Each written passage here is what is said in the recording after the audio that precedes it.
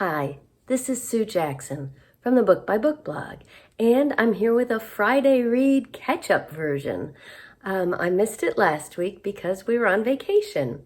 We took a wonderful 10-day camping trip, well, 9 days basically, and went to two different beautiful state parks in New York State that we had never been to before, each unique and different, and just had a very, very relaxing, much needed break. So keep an eye out for my trip vlog, which will go up Monday or Tuesday next week. That will include visits to two bookstores. We did find a couple of great bookstores to visit while we were out. One used bookstore in East Chatham, New York, and an indie bookstore, fabulous indie bookstore in Oneonta, New York. So watch for that. And even though I have an entire bookcase upstairs of books waiting to be read, we did get some books. We got quite a few at the used bookstore. I picked up a bunch of classics that we both want to read. And my husband got one at the indie bookstore in Oneonta. And I got a gift for our son. So yeah, I didn't spend on myself that time, but great places, and I can't wait to share them with you. They'll be a part of the trip vlog, but I may also just pull the bookstores out into a short separate video if you just want to see a bookstore vlog. So what have I been reading? I had a fabulous reading experience while camping because reading is always great while camping. I have nothing to do. No, this is what I love about our camping trips. No responsibilities, no obligations. We usually, according to my limitations with my illness, we usually do one mildly active thing for about an hour in the morning, late morning, around noon. And then, and then I have nothing to do but chill out and read the rest of the day. So lots of reading. So just quickly, because I've already talked about this one, I did finish Holly by Stephen King while we were away. It is classic Stephen King, not horror though. It is mystery. Mystery kind of detective procedural, although the premise is quite gruesome. But there's nothing supernatural. It is all, unfortunately, real life. As many of you may know, Holly is a character from his previous books, from the Mr. Mercedes trilogy, from The Outsider, and I love what Stephen King himself says. I could never let Holly Gibney go. She was supposed to be a walk-on character in Mr. Mercedes, and she just stole the book and stole my heart. Holly is all her. So she's at the center of this. It's not a whodunit because you know from the very first pages who's doing it. But it is about one of those mysteries about, will the detective put all the pieces together and figure it out in time to maybe save someone's life. So great book, classic Stephen King suspense, very gripping, fabulous characters, and yeah, I really enjoyed it. Oh, and I don't remember who told me this. I think one of my viewers here, so thank you. If you expose this to the light and then turn out the lights, it glows in the dark. It's a really cool cover. It's also,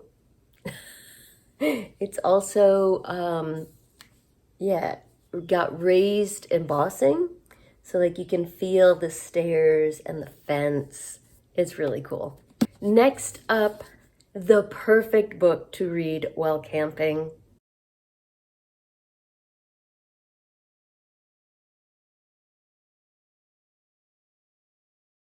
The Last Ranger by Peter Heller. This is one of his amazing outdoor thrillers. This one takes place in Yellowstone National Park, and it is about a park ranger. So it's a really cool inside look at what it's like to be a ranger in a national park. There is, of course, a mystery thriller that has to do with poaching. That gets a little more dangerous than that even. That's at the center of this. But Heller always does great in-depth characters that you really get to know. And I love the way he writes about nature. Just stunning. And to read this while we were camping, and to read these just sensory-filled descriptions while we were camping was just perfect. In fact, it's about wolves. There's a wolf pack at the center of the story. And he's talking. I was reading a section where the narrator is talking about lying in bed at night and hearing the wolves howling. Well, I was lying in my bed in the camper with all the windows unzipped around me, which is the way I like it when I camp. And all of a sudden, my husband and I could hear coyotes howling all around us. And then two owls hooting back and forth to each other, call and response. So just the experience of reading this while camping was fabulous. Here's just a short passage to give you a glimpse into this amazing nature writing. He fished. Slow water here, nearly black in the deeper pools and slipping over lighter gravel in the shallows. The sun warmed his back and the wind stirred downstream. A hatch of mayflies drifted off the water, out of the shadow of the bank, and sparked softly in sunlight. He closed his eyes. He could smell the warming grass, bison manure, the tang of pines, water and cold stones, and hear the lip of current, the rattle of a grasshopper. Just that kind of thing. He pulls in all the senses, and reading that kind of amazing, immersive nature writing while being immersed in nature was a wonderful experience. The book also, as many of his do, has a sense of humor, particularly some of the daily tasks of a park ranger in dealing with crazy and stupid visitors. And not just the visitors. Some people in the park are a little off the wall too. So funny stories, intriguing facts about the life of a park ranger, as well as a mystery at the heart of it and all of that beautiful nature. I loved it. I finished that when we got home Tuesday night. So just Wednesday, I started The Westing Game by Ellen Raskin. I heard about Shorty September. I heard about it the last couple of years too, but since I'm always immersed in the RIP event every fall, that's Readers Imbibing Peril, I'll include a link down below to the Instagram account where it's run every year. Yeah, I've never paid it much attention, but this year I thought, well, I should at least look through my stack that I set aside for the RIP challenge. There's a video for that.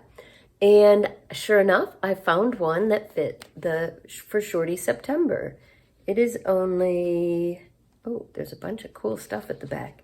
Yeah, the text is only 182 pages. So this is basically a middle grade novel. And the story behind how I got it and why I want to read it is great.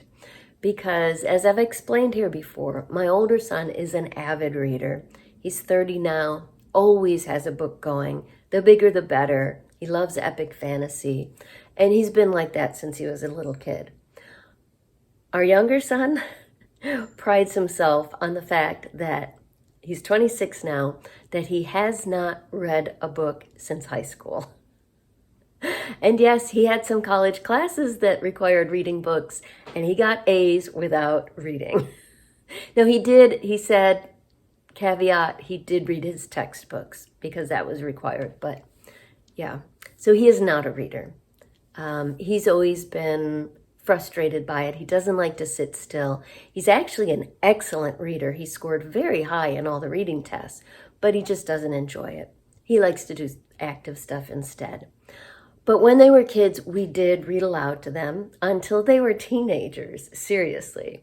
It was one of the things we all loved at home, but also on our camping trips, just cuddling up together in bed at the end of the day and my husband and I reading a book out loud to them. So we gave them a good start.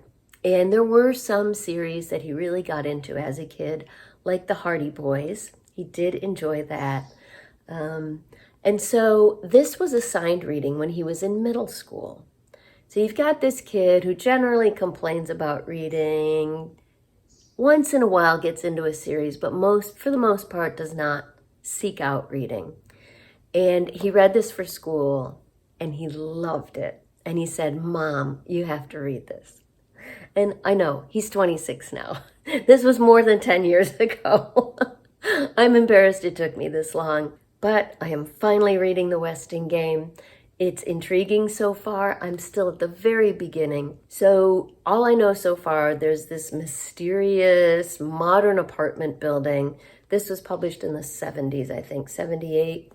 Not quite a classic, but close. There's this mysterious apartment building. The tenants are like hand-picked and move in. So you're getting to know the different people that live in this 5-story building. The first story is the lobby. The 5th story is a restaurant. And there's this big mansion on a hill right next to it. And all of this is overlooking Lake Michigan. And we've just gotten to the part where the owner of the mansion has died and left a will. And I think from what I've heard about this and what my son told me, that the will is going to involve some kind of a contest and solving puzzles to determine who will inherit. So I've just started it. There's a wonderful introduction at the beginning written by Ellen Raskin's longtime editor and very good friend, Ann Durrell. And that was really interesting because it gave you some background on who this author was and what led up to this book and all the other wonderful things she's done. So I'm enjoying this so far. Can't wait to see where it goes. And finally, on audio, I did finish The Curse of Crow Hollow right before our trip. I've talked about that before, and I was right at the end of it on my last Friday reads. So I haven't started a new one for myself yet, but I did pick one out this morning. I still need to download it onto my iPod. If Something Happens to Me by Alex Finlay. This is a new release, which is unusual for me. Just came out in May. And I've been hearing amazing things about Alex Finlay for several years now as a great thriller author. And as usual, I'm behind the 8 ball. Haven't read anything by, I don't even know if it's a him or a her. So yeah, so I'm looking forward to finding out why everyone loves Alex Finlay so much. And this sounds like a really intriguing thriller. So looking forward to that. And while we were on our trip, my husband and I did, as is our tradition, begin listening to an audiobook. We haven't finished it yet. The Lady in the Lake by Laura Lippman. We very often have enjoyed Laura Lippman novels on audio together in the car. She's from Baltimore, which is pretty close to here. And her novels are always set in Baltimore, which is enjoyable for us. This one is a little different. It's set back in the 1960s. And it begins with a dead person narrating, which was a bit of a twist. We had to hit pause and go, is this woman dead? So the lady in the lake of the title is indeed dead. And she is one of many, many narrators in this book. So one of the other main characters is a woman named Madeline. She goes by Maddie. And this is, I think it begins in 65. Her husband is pretty well off, and so they live a nice life. She's got a teenage son, but right at the beginning, she decides she's not happy. She leaves him, files for divorce. So she moves into her own apartment. She's kind of, as a lot of women were in the 60s, if you were married, that was your whole life. So she's kind of looking for who she is, searching for her identity, trying to figure out who she is if she's not Mrs. I forgot his last name, but so that's the basic premise. And she starts to get interested in and involved in wanting to be a reporter. So she begins looking into this story that no one else has investigated, not even the police, the lady in the lake. The reason no one's investigating it is it's the 1960s and the woman was Black. And people keep saying she dated a lot of men, so, like that excuses a murder. So Maddie is the only person looking into this. And everybody at her newspaper, everybody that she's talked to in the police says don't bother. But she's intrigued by it. She wants to know what happened to this woman. That's the basic premise. One of the things that's really cool about this book, especially on audio, is all of the different narrators. So you get Maddie, you get the lady in the lake, you get a few other main characters. I'm trying to think.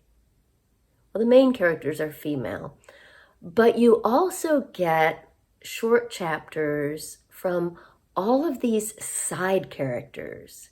Like Maddie will go into a bar and talk to the bartender about the woman that died. And then the next chapter is from the bartender's perspective. So you're getting this kaleidoscope of different perspectives that are all very gradually coming together to weave this story. It's a fascinating way to tell a story. I'm really, really enjoying it, and I think my husband is too.